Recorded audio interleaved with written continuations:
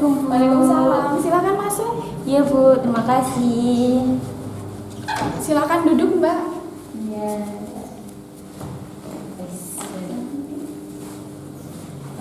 Bagaimana kabarnya Mbak Ana? Alhamdulillah Bu, baik-baik saja. Alhamdulillah. Saya merasa senang dan saya juga ingin mengucapkan terima kasih kepada Mbak Ana sudah meluangkan waktunya untuk hadir di ruang konseling ini. Iya Bu, sama-sama. Sebelumnya sudah pernah melakukan konseling? Belum pernah.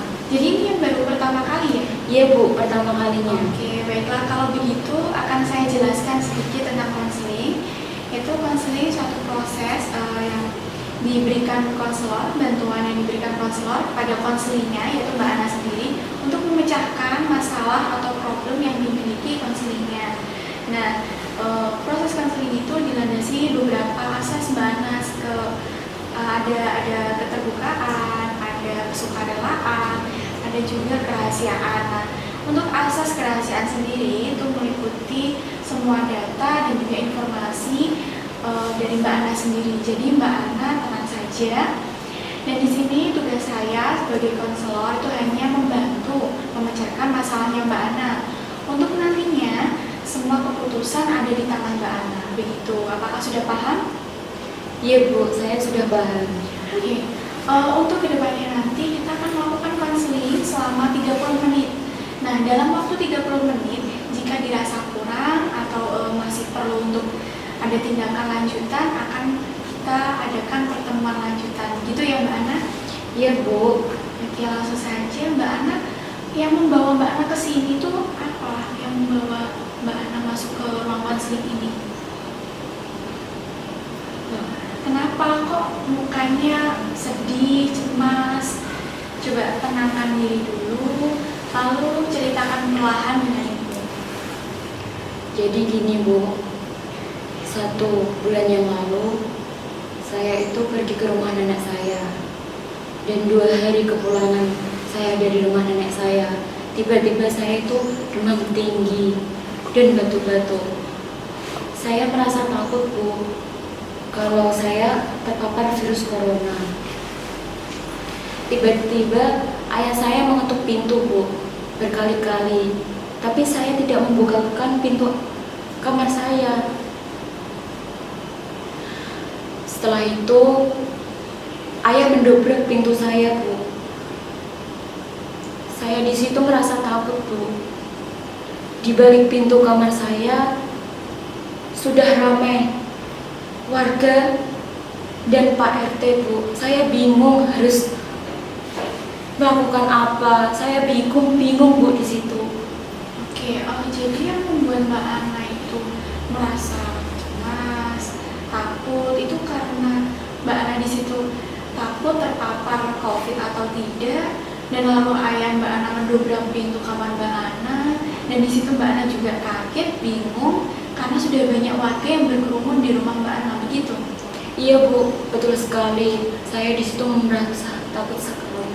Oke, lalu saat itu apa yang dilakukan Mbak Ana? Saat itu saya memojokkan diri Bu. Saya merasa cemas, terpojok, dan tiba-tiba ayah saya menarik tangan saya Bu untuk memaksa untuk keluar. Salah satu warga meminta saya untuk diperiksakan ke dokter terdekat. Saya takut Bu. Beberapa jam saya tes itu keluar Bu. Alhamdulillah saya dinyatakan negatif corona Bu. Tapi rasa takut, cemas masih ada Bu di dalam diri saya sampai saat ini. Oke. Baiklah, berarti begitu ceritanya dan saya juga merasakan ya apa yang dirasakan Mbak Ana. Lalu tadi Mbak Ana kan menjelaskan bahwa Mbak Ana itu negatif COVID. Lalu rasa cemas, gelisah itu apakah masih tinggi? Masih Bu. Semenjak kejadian itu, saat ayah mendobrak pintu kamar saya merasa takut, trauma, jika orang menutup pintu, membuka pintu, saya merasa ada dan kembali di saat itu. Oke, jadi yang membuat Mbak Ana itu takut, paling cemas, gelisah itu ketika ayah Mbak Ana mendobrak pintu Mbak Ana, dan Mbak Ana sampai sekarang jadi takut, merasa trauma, sampai nggak berani keluar rumah begitu ya? Iya Bu, betul sekali. Oke, lalu harapan Mbak Ana ke depannya seperti apa?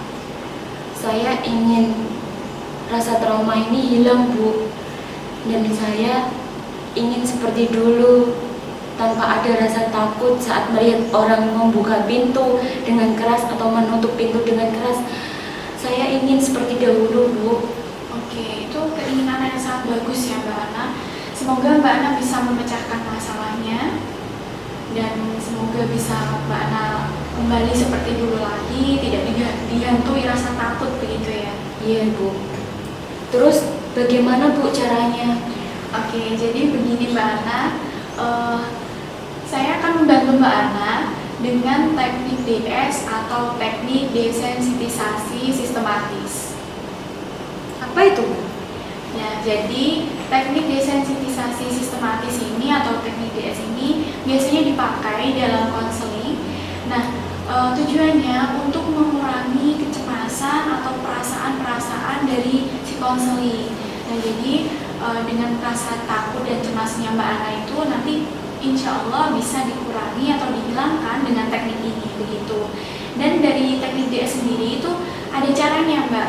Jadi caranya nanti Mbak Ana akan saya minta untuk menuliskan menuliskan beberapa item yang menggambarkan situasi perasaannya Mbak Ana sendiri. Perasaan Mbak Ana ketika Mbak Ana merasa tidak nyaman. Nah, nanti dari situ Mbak Ana memberi skor dari terendah sampai yang paling tinggi. Nah, nanti setelah itu Mbak Ana akan saya ajak untuk relaksasi diri. Begitu Mbak Ana. Apakah sudah paham? Iya Bu, saya sudah paham. Oke, baiklah.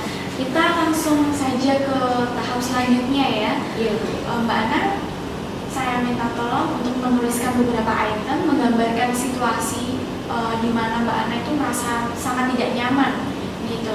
Sebentar, saya ambilkan buku dulu ya. Iya.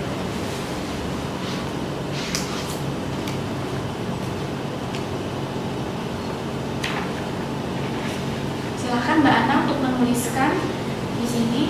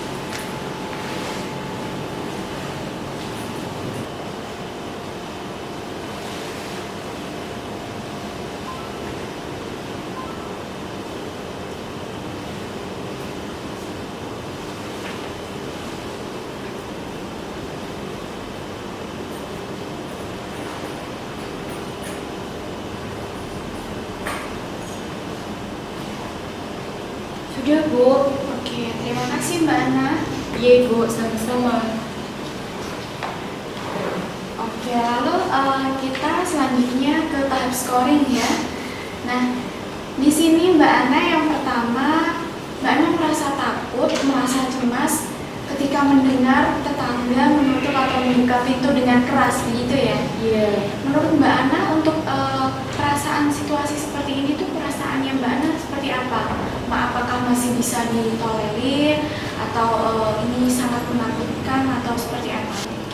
Kalau itu bisa saya terima Bu. Oke, jadi berarti ini yang paling rendah ya? Iya. Oke. Nah, ini yang kedua, Mbak Ana menuliskan bahwa Mbak Ana itu merasa takut ketika Mbak Ana menonton film dan di dalamnya terdapat adegan orang mendobrak pintu, begitu. Iya. Untuk situasi seperti ini, menurut Mbak Ana, bagaimana? Apakah ini yang paling menakutkan atau masih bisa untuk ya oke lah, maksudnya masih meskipun tidak nyaman tapi masih bisa diterima seperti itu? Kalau itu saya sudah mulai ada rasa takut, cemas Bu, tapi belum sampai jadi paling tinggi itu. Oke, berarti ini yang sedang ya? Iya Bu. Ini yang ketiga berarti yang paling tinggi. Nah, Mbak Ana di sini menuliskan kalau Mbak Ana sangat takut, paling takut ketika mendengar langsung dan melihat langsung orang yang mendobrak pintu gitu. Iya Bu. Ya, oke, lalu selanjutnya kita masuk ke tahap relaksasi ya Mbak Ana. Nanti saya akan memasukkan sugesti kepada Mbak Ana berdasarkan apa yang sudah dituliskan Mbak Ana. Lalu untuk melakukan relaksasi tersebut, apakah Mbak Ana memiliki suatu tempat yang menurut Mbak Ana paling nyaman, paling disukai? Ada Bu, yaitu bukit. Oke, berarti Mbak Ana suka tempat dan suka tempat yang nyaman itu di bukit ya? Iya. Oke, yang membuat Mbak Ana paling nyaman. Oke, selanjutnya Mbak Ana silakan memposisikan diri mencari tempat duduk senyaman mungkin yang menurut Mbak Ana paling nyaman, paling rileks. Silakan Mbak Ana. Iya Bu. Oke, Mbak Ana nanti berada dalam sugesti saya. Hiraukan suara-suara yang ada di luar sana selain suara saya. Ingat jangan sampai tertidur ya. Jadi dengarkan, ikuti apa yang saya katakan. Paham Mbak Ana? Paham Bu. Oke. Silakan Mbak Ana pejamkan mata. Oke, tarik nafas yang panjang. Tahan, hembuskan.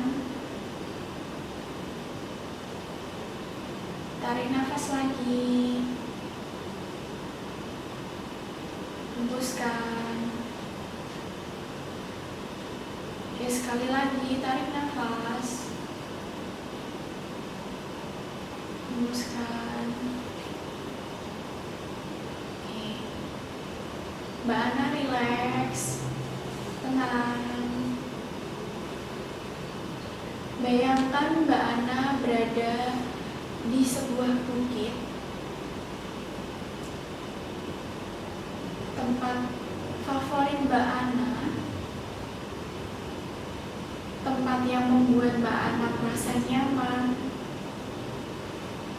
merasa tenang.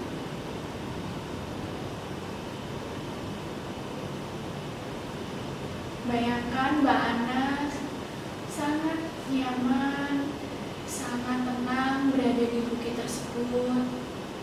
Nikmati suasananya. Bayangkan ada salah satu warga yang menutup pintu dengan sangat keras sehingga terdengar oleh Mbak Ana.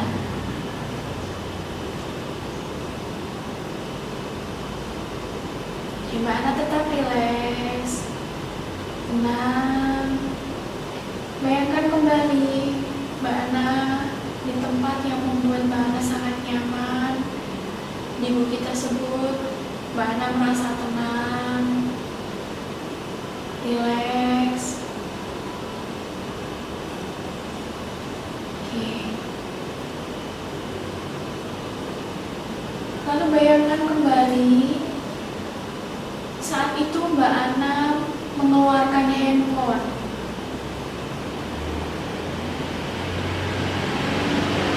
Mbak Ana menonton film.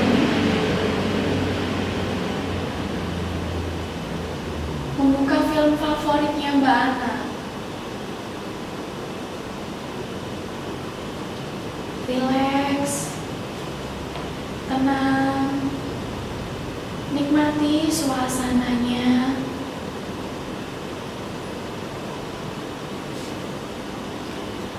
Lalu tiba-tiba di dalam film tersebut terdapat adegan orang mendobrak pintu dengan sangat keras.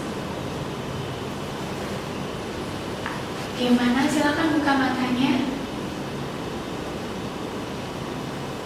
Oke, tarik nafas, keluarkan, tenangkan diri dulu. Sudah tenang Mbak Ana? Saya sudah merasa tenang, Bu. Oke, apa yang Mbak Ana rasakan? Saat Ibu bercerita tadi, salah satu warga menutup pintu, itu bisa saya terima. Lalu Ibu bercerita tentang film yang adegan mendobrak pintu.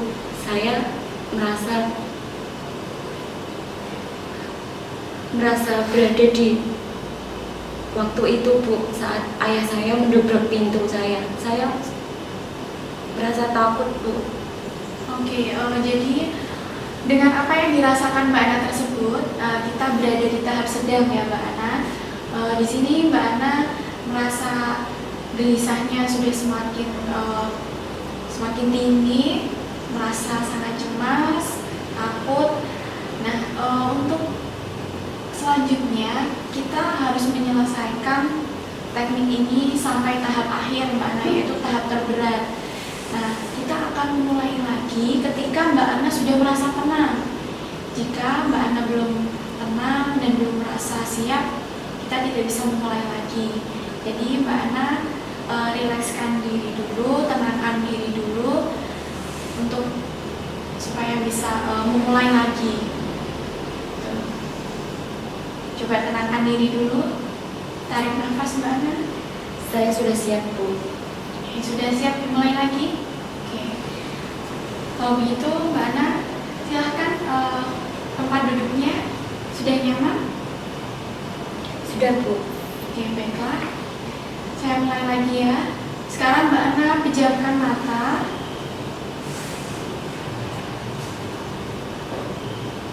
Tarik nafas.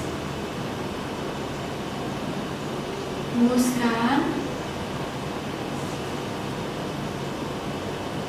Sekali lagi tarik nafas. Hembuskan. Oke, dan sekali lagi tarik nafas. Hembuskan. Oke, Mbak Ana, relax, tenang.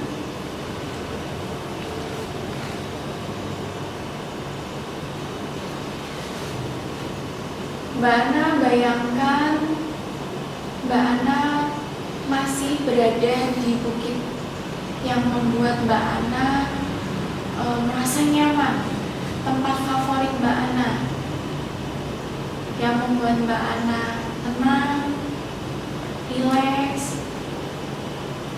Bayangkan bukit itu sangat indah sehingga Mbak Ana menikmati suasananya.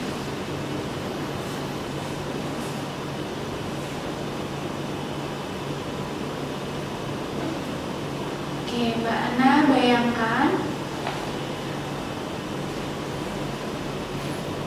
Mbak Ana menonton film di bukit tersebut. Melalui HP Mbak Ana, menyaksikan film favoritnya Mbak Ana.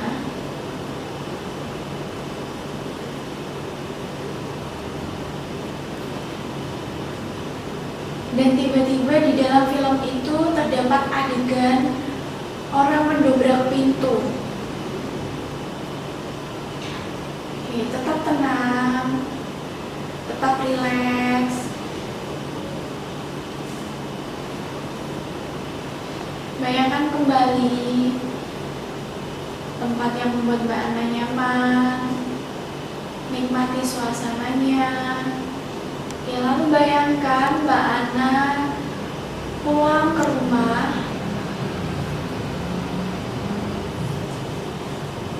dan sampai di rumah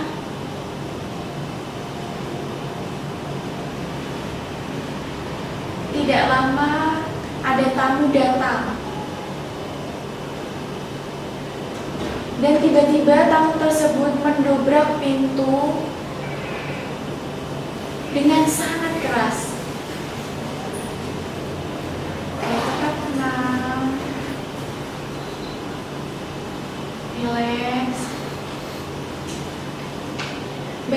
lagi Mbak Ana, tamu tersebut mendobrak pintu dengan sangat keras.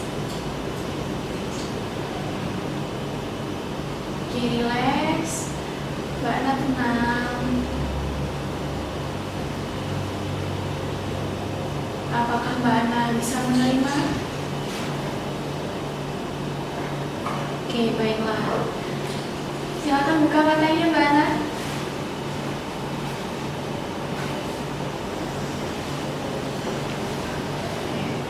Tarik nafas.